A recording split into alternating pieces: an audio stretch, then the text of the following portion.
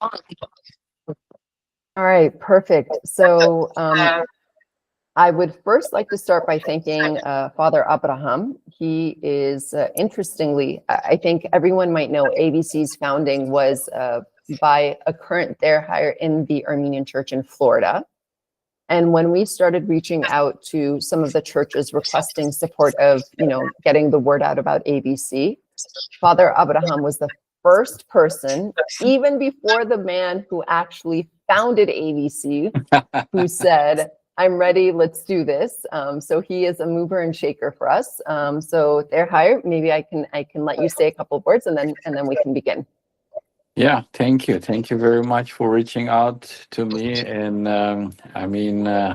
it's not only that I'm from Armenia, but as an Armenian priest, I understand the importance of every Armenian to try his and her best to go and visit Armenian. As Virginia mentioned, it's very important not to just go for sightseeing or shopping, but to go and try to see if there is anything, any place to go and help and support, because the motherland is not just a nice place to go and spend a good time, but to try to be helpful in any ways, and especially as in specific profession that you're probably good in, and you can use that knowledge, that experience in making the changes in necessary changes in our motherland. So thank you for your commitment, and I'm looking forward seeing some of our parishioners being part of this. I know Vartan is part of that, and I'm so happy that Vartan is really being very helpful. Shachtonagal Vartan, and looking forward to seeing more people to be part of this wonderful mission. Awesome. Thank you so much. I'm going to go ahead and mute everyone because I'm getting the echo. Can everyone hear me better now? I feel like the echo is now gone. Perfect. So I'll start with a very quick comment that ABC changed my life. Before Birthright Armenia existed, 23 years ago now, I actually embarked on what was meant to be a one-year volunteering journey in Armenia through the Armenian Volunteer Corps. And I have been in Armenia ever since. So what was meant to be this one-year experience ended up being extremely transformative. And I have, been here for the past 23 years, working 2 previous jobs and then coming back home to ABC about 4 years ago. And it has been sort of a phenomenal mission for me and my team. Lita, John, do you want to do a very quick introduction too? Yeah, sure. Hello, everyone. I'm Lita. I'm like ABC Senior Professional Program Course Officer, Program Officer, and it's really pleasure to meet you all here today. I just will be sharing some chat messages in our chat, and if you have any questions, please feel free to write down, and I will be happy to answer them. And if you happen to travel to Armenia as an ABC volunteer, I will be happy also to meet you here. Awesome. All right, so now let's try to get into my presentation. ABC has 3 different corps. We've got a junior corps, which is meant for non-Armenians, 21 plus, up until the age of 31. We have a professional corps for diasporans and non-Armenians aged 32 to 59 years old. And then we have a senior corps for any volunteers who are age 60 plus. One of the questions that we did, what is the time commitment? ABC is all about flexibility. So the maximum duration is 1 year. The minimum duration is 2 months.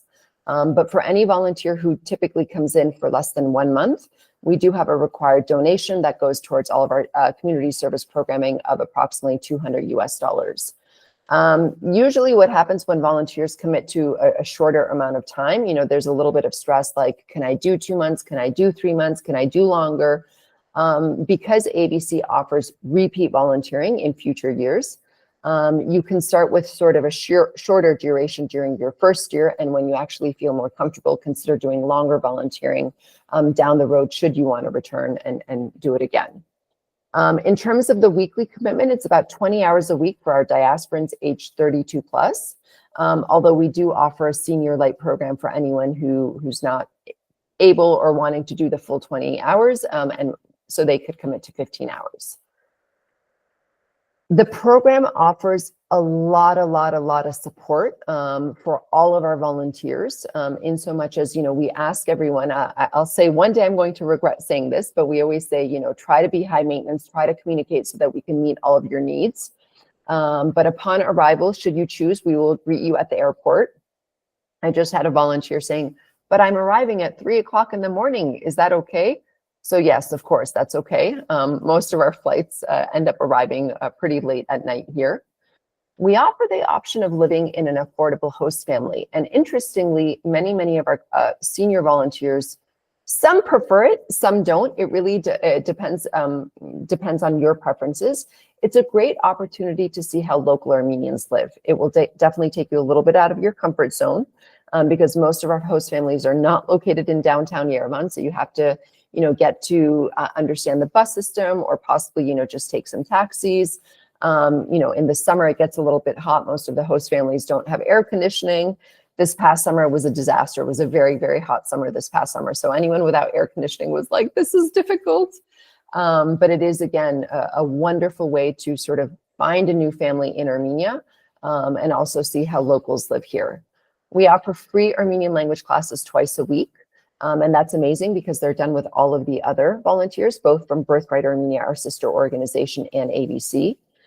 We offer extremely affordable health insurance that I used to actually compare to, American health insurance. Granted, I haven't used American health insurance for 15, 20 years. But then I stopped doing the comparison because we had some volunteers who got into some accidents, had some issues, and it actually worked. It covered things. That was actually, that was news for us.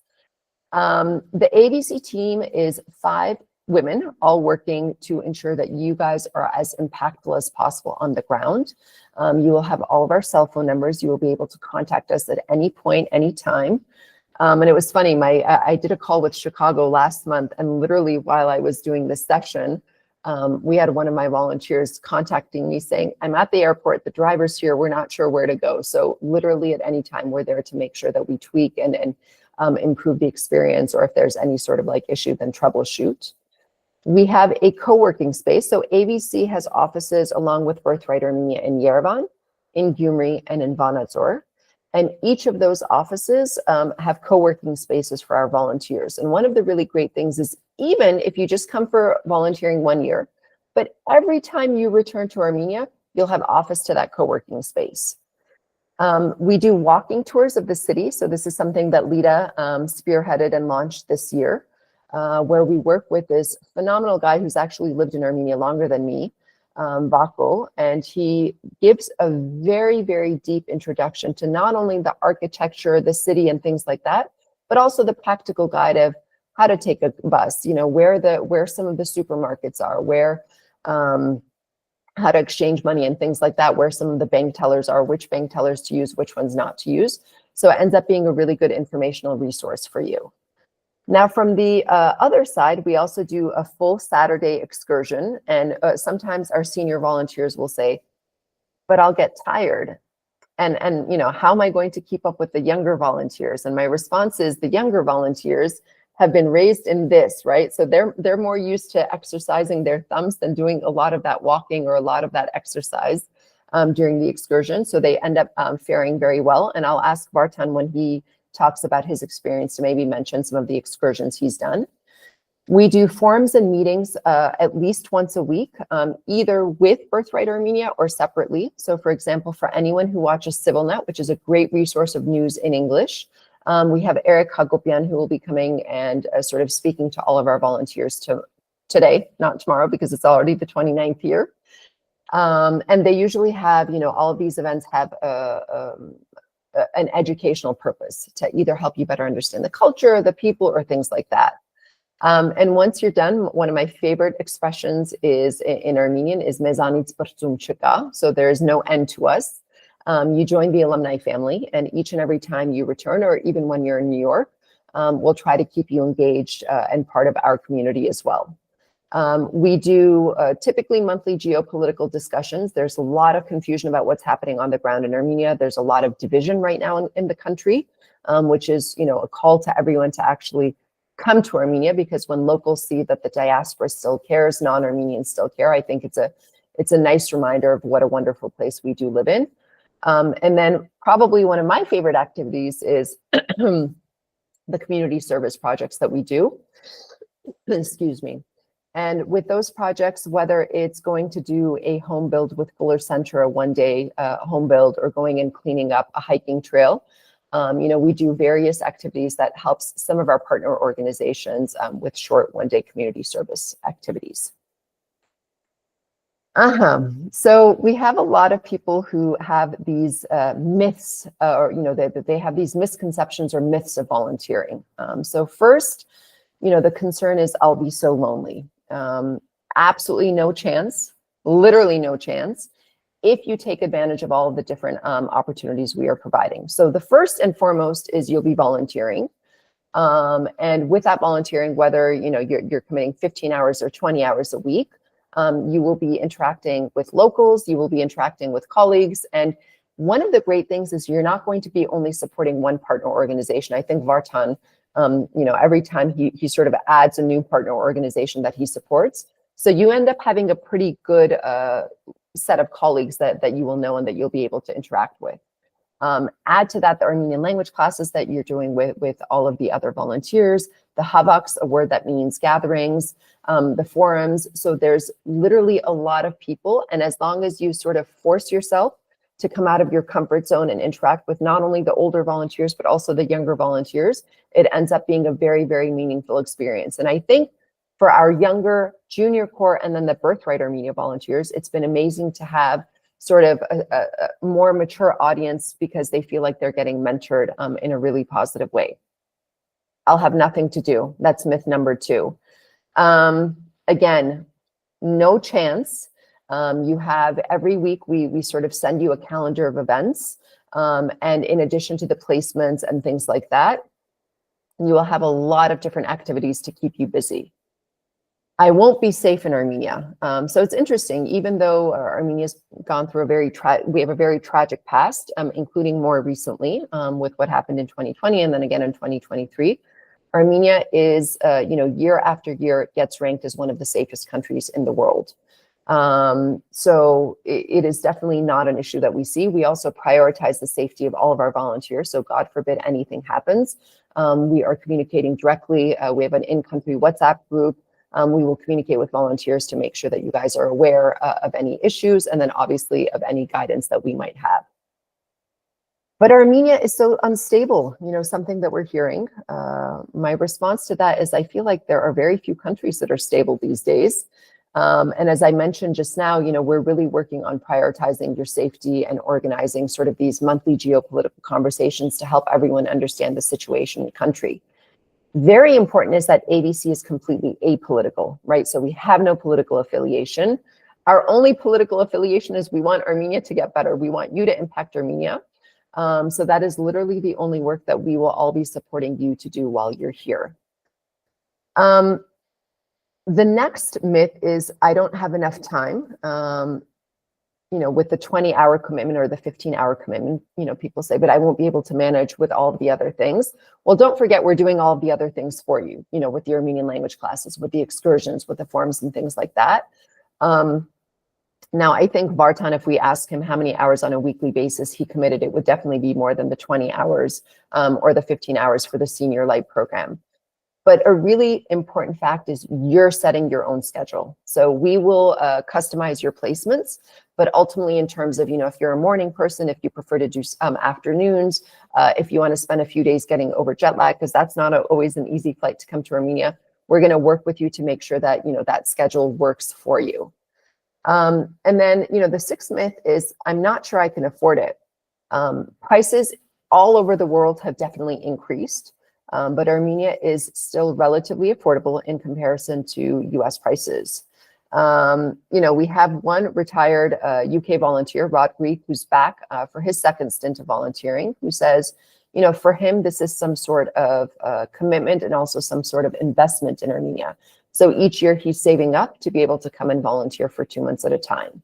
And if anyone has questions related to like costs and things like that, prior to your arrival, we do go through sort of like a monthly list of costs that most of our volunteers will end up having to cover.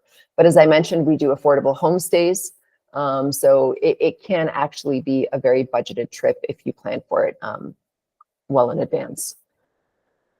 Now, one of the people who registered, one of the parishioners who registered said, but what will I do? Is there something, for someone my age?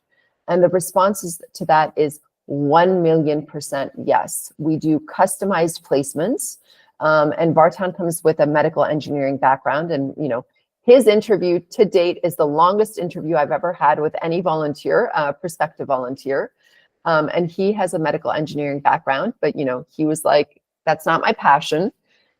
So what we do is we not only look at what your background is, what your expertise is, but we also look at what you're hoping to accomplish. And so we customize in basically every possible field. And we usually do a really, really good job, knock on wood. We don't always get it right, but I think one of the really important parts is just how much we work with you, not only prior to arrival, but also on the ground in Armenia to work on getting it right. So if you end up starting a placement that you don't absolutely love, we'll keep working on either improving that experience or finding you something new. Lita is one of 3 members on my team who's working on doing the placements. It's really interesting. We have other colleagues from different organizations who use AI to try to find where people will where volunteers will be, where they'll fit in the right place. But they have this uncanny way of looking through your resumes, reading through the interview notes, understanding what our 1,600 partner organizations have in terms of need, and then really doing a great job of, I always make the joke of marrying the partner organizations with the volunteers to end up creating a very impactful visit. So on this slide, you can see a list of some of the placements that we have worked with. We have doctors who are visiting, and we have a dentist right now from Brazil who has been doing a lot more manual work, which is something that I wouldn't love to do, but she's like, I want to be out in the doing some gardening and doing some other work. But she will actually be visiting Vanadzor this Friday and going and treating socioeconomically disadvantaged kids at Oran with a lot of the dental stuff that she brought with herself from Brazil. We have, to date, we've brought more than 1,400 volunteers, and a lot of people say, but I'm too old. And I'm like, age is really just a number. I think Vartan acts younger than every single volunteer, Birthright Armenia and ABC sort of together. But the average sort of volunteer is coming for about 2 months. But as I mentioned, we have shorter durations possible. Of the volunteers, we now have more than 100 that either live here. So I'm an ABC alum, so I'm still here, or who visit regularly either as alumni or as repeat volunteers. We brought more than 1,400 volunteers to date to Armenia from 60 countries. And this year we brought our first ever Irish volunteer. He came during the summer, and Ireland is not a very hot location. So he was one of our few volunteers who really had a hard time during the heat of the summer. And our oldest volunteer, as I mentioned, to date has been 85 years old, and an extremely active young woman she was. Now, the most important question, I think, for all of you is, can you make a difference? Can our volunteers make a difference? And the answer is a very easy 100% yes. I think it's really important that anyone who ultimately commits to volunteering comes with a flexible mindset, coming in with the expectation that it will be very similar to, how things are in the US. Definitely not. There's a lot of cultural differences with Armenia. Armenia generally moves at a much slower pace, although certain organizations might even be faster. So coming in with that flexibility ultimately will help you, achieve the right balance of feeling like you're doing making a lot of impact for the country. And I want to talk to you about a few volunteers. So here we have Tolin Saryan, who is originally from the Boston area. And she actually after the war decided that she wanted to try to repatriate to Armenia. And she received her master's in nonprofit work. She moved here, and she was supporting a lot of different organizations while volunteering, trying to understand and trying to really better conceptualize the NGO world in Armenia. And we're very, very proud. She's, since her volunteering, she has worked in a number of different NGOs and currently is with the Fund for Armenian Relief. It has been a phenomenal asset in Armenia, bringing a lot of sort of her American experience and her education to the country. Manusha Karnusyan is a diasporan volunteer from Switzerland, speaks very, very little Armenian. So that's another one of our questions. Do we have to speak Armenian to be able to really commit to volunteering? The majority of our volunteers do not. And she is a woman who has a background in journalism. And then she also entered the world of communication. So she started her own communications consulting when she, after sort of her career in journalism in Switzerland. She's half Armenian. So her father was a very, very, very high level person in one of the Armenian organizations. And her mom was obviously not Armenian. But her father, given Armenia's background and the situation the country was going through, brought her up very sheltered. So she wasn't very knowledgeable about being Armenian until, unfortunately, he passed. And then she became extremely interested in her Armenian heritage and her Armenian roots, and has created basically an Armenian community in Switzerland. When she came here, she had a few hopes. She was really hoping to better understand what happened during the war, to speak to some of the victims who lost their homes, who went through, lost family members, so that she could retell the story from the objective Armenian side when she went back to Switzerland. And she was able to just do that with a placement through CivilNet, an organization that Vartan also supported. But as a communication specialist, she was also, her heart also was calling her towards the Armenian Genocide Museum Institute. Interestingly, they're one of our placements that says, we refuse any volunteers who are coming less than 3 months because there's always an onboarding experience. We sent the Genocide Institute Manushak's candidacy, and within, I think, maybe a minute of sending that email, yes, we want her. Now, if you go to their website, you'll notice that it needs a lot of work. Manushak actually helped work on the strategy of building their new website, and while it's still not up, they now have sort of a very good roadmap of creating a new website for themselves. And that now they need someone who's a website developer. So anyone who's a good website developer, know that that's something that we often need here for our partner organizations. And then she also helped one of the museums create a German language tour through, what do we call that? So like, how they have the audible recordings where you can go and listen in a museum. So she actually developed the German tour at one of the museums for that. Now, for the scientists of the group, while that might not be a language that any of us ABC team members might understand, we do have a lot of partners who are within that field. And Lucy Gugasyan from Australia actually visited Armenia with her 2 daughters who were doing Birthright Armenia, and her husband, who was coming and taking care of the family while they were all volunteering. Now, her background is in something called GC and NOR banding. It's a technique. It's something related to blood work. I swear I understood at one point. I've kind of already forgotten a little bit about it, but it's a very important technique for infertility, which is something that a lot of women in Armenia do grapple with. So she came and was working on introducing best practices in the lab to improve sort of the banding techniques that currently exist. And, it was a phenomenal experience for her, and we're hoping that she will consider coming back to Armenia once again. The next person obviously needs no introduction. Vartan has been coming and doing ABC for the past 3 years. He is, a beacon of light for us. The younger and the older volunteers love him. He's probably one of the most charismatic volunteers that we have, feels comfortable speaking to everyone. And he has an amazing story that I will actually mute myself and will ask Vartan to share. So Vartan, take it away.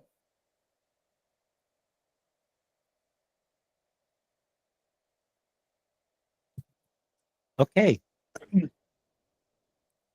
So, yes, I do not need any introduction since you all know me anyway from the church. But I've been volunteering since 2023. So a few months ago, it was my third time. And every time when I go there, I try to do something a little bit different. Like, volunteering is all about not only giving, but also learning, getting something in exchange. So it's a very good deal for me. As you know, as Arina mentioned, that I was really fed up with the medical engineering aspects of my background. I wanted to learn new things and also be helpful.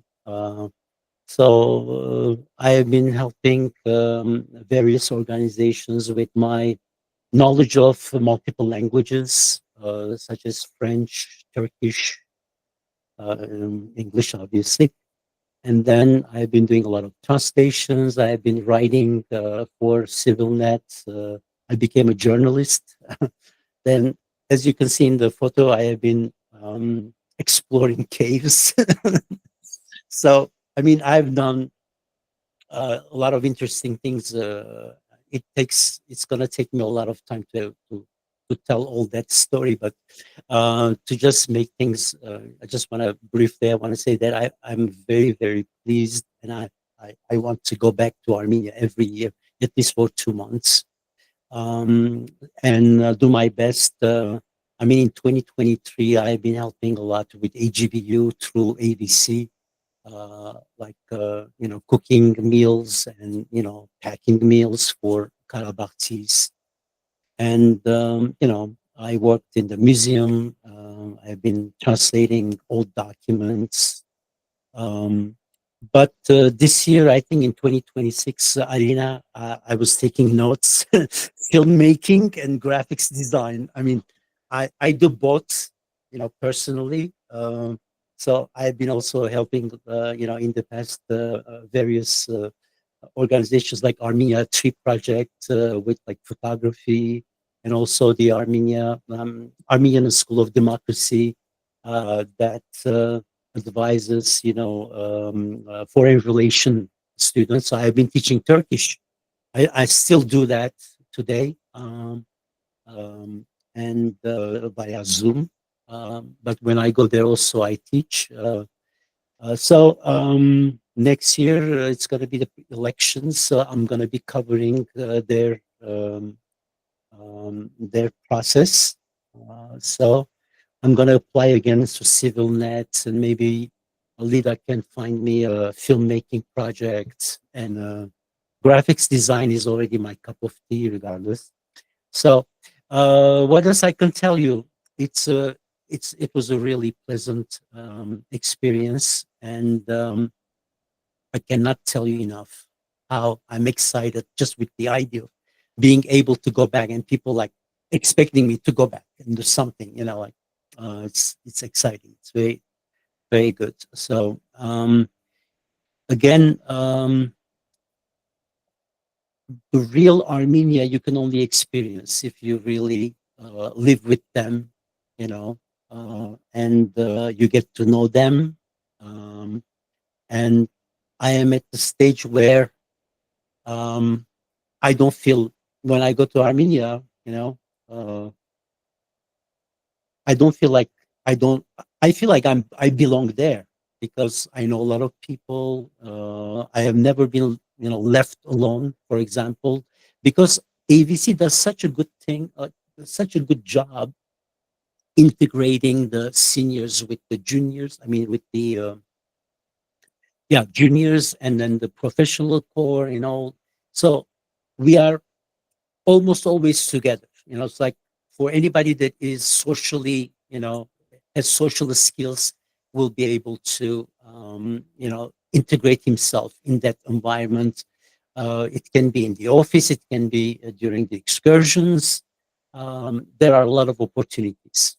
So you can also study um, Eastern Armenian, dialect, because most of us in the United States, we speak fluently the Western dialect, but So there aren't really any excuse because they do understand us. Armenians in Armenia understand both Aremudai and Arevelai. So don't ever think that you won't be understood. And once you have a positive attitude towards them, and then you are willing to work with them, they got all the doors open, essentially.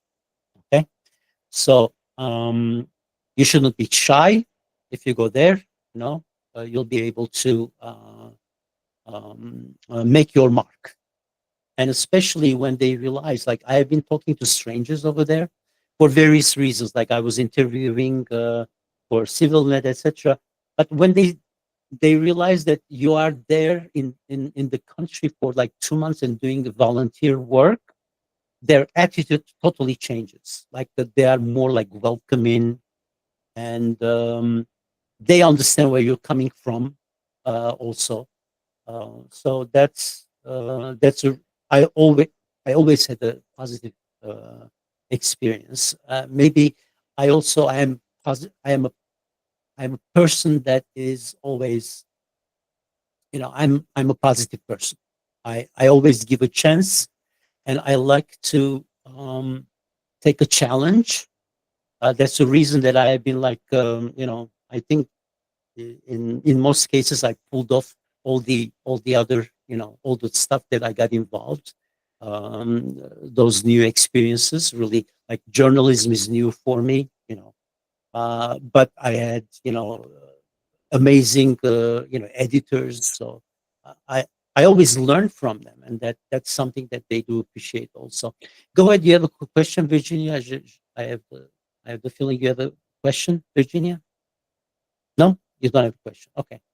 All right. So what else can I say, Arina? You tell me. I don't know. At some point.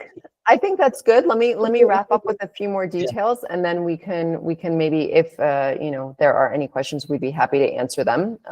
Both Vartan and Father Abraham have agreed to also do an in-person presentation about this, and I'm sure you'd be able to approach, and Vartan can speak a little bit more about his experience down the road.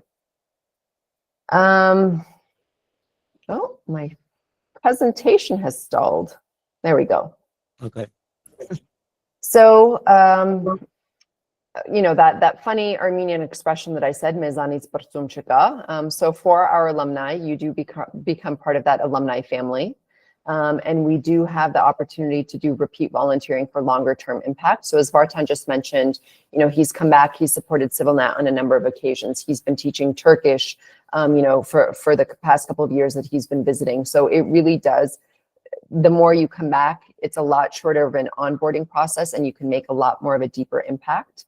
And then, let's say at one point you're like, this is amazing. I want to live in Armenia. I don't want to go back. Well, there's a lot of support from us in terms of networking. Maybe one day you want to settle down here. So whether you need support in terms of like seeking housing or integration, or if you want to find volunteering opportunities, not as a volunteer, but as sort of someone who has repatriated, then we support in those as well. And as I mentioned, individual support from the team. We are with you every step of your trip, prior to your arrival, during your arrival, and then even once you're gone. So you'll have connections with us whenever you need us, and you'll have continued access to all of our co-working spaces. And a fun update for Vartan. I'm not sure if he knows this. We're doing mass renovations in the Yerevan office. So next time you visit, hopefully you'll have a much swankier location to come in and work out of. I look forward to it. Now, with all things, there is an application process, and the application is not short. It should take about an hour and a half is typically sort of the duration of how long it takes someone to complete it. And we do ask that you actually really spend time thinking, because our placements, the way that we customize the placements, a lot of that will be based on what you write to us in those essays, as well as the follow-up interview that we will have with you. So the application is available on our website. We ask that you attach sort of a CV, an updated CV, as well as one reference. And once we get all of those pieces of your application, it's an online application system, then we will arrange an interview with you. These are great websites. Vartan is featured on our blog. Lida already shared with you sort of his specific blog as well. But I think the best understanding of what ABC does is reading through the volunteer stories, reading about sort of the impact that they've been able to have. We also have an FAQs available at the link also listed over there. We would be happy to, schedule a personal consultation with everyone and anyone. And Lida's email is not there, but it's lida@abc.am, and I'll maybe ask her to type that into the chat. We can schedule a one-on-one Google Meet with you to go over any concerns and questions or anything like that. So we are literally here to support you in making a trip to Armenia that is not just shopping, that is not just tourism, but is much more impactful. The QR codes you see in front of you, the one on the left is our LinkedIn profile, and the one on the right is the Facebook profile. So if you guys want to just quickly screenshot that and access that, you can also easily find us just by doing a search for LinkedIn Armenian Volunteer Corps or Facebook Armenian Volunteer Corps. And we are co-located with, I think I mentioned Birthright Armenian on a number of occasions. We are co-located with Birthright Armenia, and they essentially are doing the same thing as we do with one main difference. They support diasporan volunteers who are at least 25% Armenian, who are between the ages of 21 and 32 years old. And unlike ABC, which is fully self-financed, so volunteers are covering all of their costs, if Birthright volunteers are coming, so if you have relatives who are within that age group, then they could come and have many of their sort of costs reimbursed. So they also, in terms of the financial benefits, they do homestays. You have to at least volunteer for up, 9 to 14 weeks, in which case you get 50% of your ticket reimbursed. If you do more than 14 weeks, you get your full plane ticket reimbursed. And then after the 18th week of participation, they even start giving monthly allowances to help cover basic living costs. And they also have an application process, as you'll see listed directly over there. So that's it from my end. I'd like to thank everyone for their time. Father Abraham, thank you for being the first to help us do this. Vartan, thank you for always being so willing to share your story and help be an ambassador of ABC from afar. So tell me if you guys have any questions. I'd love to answer any questions. And if not, you have our emails and you can contact us.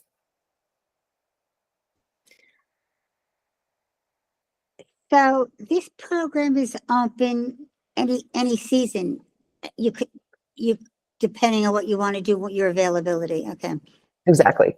So when you would like to come is completely dependent on you. My one comment is, just understand the seasons that you prefer. If you don't like, super cold weather, then coming in January, February might not be the best time. If you don't handle heat well, then coming in July and August might not be the best time. Vartan usually is coming in like the spring weather. And I think that that's a really good time. Although, when you come in June, July, you do get to try their phenomenal apricots that we have and like the cherries and things like that. So every season sort of has its perks and benefits, but just do whatever makes you most comfortable. I like to visit with my family in September, mid-September, and volunteer April, May, June, July, that time. So I've been to New York once, and I remember it was a very lively city. This is like, 25, 27 years ago that I visited. And, it's my parents now live outside of San Francisco, and I have many friends who are still in the US area. And they talk about how basically their cities become dead at a certain hour. Everything closes up. Yerevan never sleeps. Everything is open. I mean, there's a lot of liveliness. There's an amazing cafe culture. There's this amazing camaraderie. Now, mind you, when you all arrive to Armenia, we'll go through an orientation. And I think I'm going to get Vartan to laugh when I say this. We try to do a really good job of scaring you during orientation, giving you sort of like the worst case scenarios of every possible thing, so that you're well prepped in the like 0.001% chance that any of these things happen to you. But our volunteers, that's one of the things is they talk about just how an amazing of a city it is and how lively it is. So that's another really great part of being in Armenia. whether it's like super hot August or whether it's, colder, more frigid December, January, February. Well, I visited Armenia 20 years ago. I just looked because I have a picture in front of the opera, the Cascade, and I can't believe it was 20 years ago. And I think what I really remember is the cafes at night. Yep. And the music and the intergenerational. You had, it could be 11 o'clock at night, and you have the 2-year-olds with the mothers and the grandfathers and the great-grandfathers and everybody, all cast. And even though I enjoyed visiting Etchmiadzin and everything else like that, it's the nightlife that really sang to me. And I remember. And there's the warmth. 20 years versus today, a lot more cafes, a lot of now wine, what do we call them? Wineries. Well, Yeah, you guys are doing an amazing job of marketing. I mean, my son has been there several times afterwards. He has friends in Armenia. And yeah, it's amazing. You guys are doing a great job of marketing to non-Armenians. Fun So- fact, Birthright Armenia alum, for 3 years was the head of tourism for the country. And she, if you look through any of their current marketing efforts of like the hidden track, these are all things that were developed under her tenure. I agree. There's a lot of amazing marketing that's now happening for the country. And we do, the city is always bustling. There's my pain, my and Lita's pain is the traffic. So there's a lot of traffic now in the city. So driving into work is no longer, something that was as easy like it was 20 years ago. But there's this beauty of having so many people in the country. There's a lot of people who are visiting. There's a lot of people who actually now live in Armenia, who are not ethnically Armenian. We just had a French volunteer who, after her 6 months experience doing a Peace Corps-like program, but from the French government, came back and said, my heart and my soul are in Armenia. I belong here. And so, she's literally now living in Armenia and trying to find sort of her way here as a Parisian, not even as no Armenian ethnicity whatsoever. So there's something magical that draws people, whether they're diasporan or non-diasporan. And also we have to say that most of 60% of the volunteers in Armenia, they come from, they are not Armenians by birth. That's really, to me, it's a little bit sad that we should have, our diasporans should be coming more than the foreigners coming, to the country and helping the country. So that's one thing that we need to fix real quick, because, it's nice to have all foreigners coming and enjoying the country and, being helpful and all, but us Armenians, we should do more. That's what I think.